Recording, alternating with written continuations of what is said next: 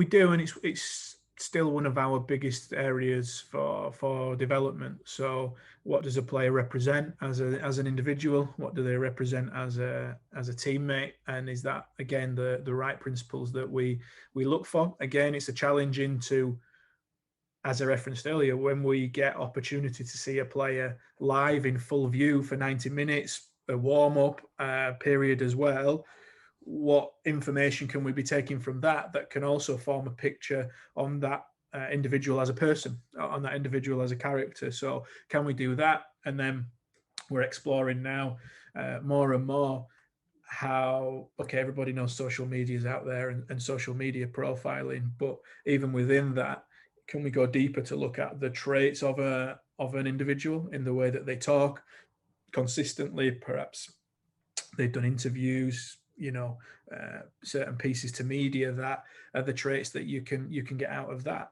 I think they're all interesting areas and topics for development, because unlike other sports, we don't get the opportunity to sit down and interview players and do face-to-face. In football, that's obviously not the way that it operates. So you've always got that element of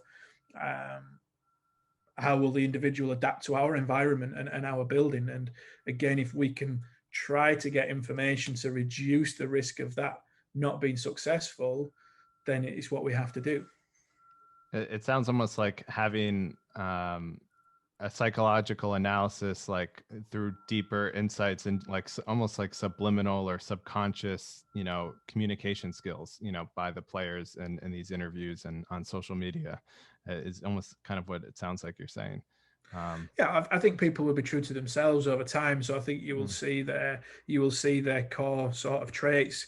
I watched not too long ago the Netflix series Mindhunter, and I don't know if you've seen it, but it's going back and they're interviewing serial killers in prison, that are on death row, and they record everything and they catalog everything, and then within the way that person speaks or within the way they write and communicate, they're looking for certain characteristics, and it gets you thinking as to, okay, we don't get all of those opportunities, but we can be better than what we have been in terms of understanding that, and some information is better than no information with the right context.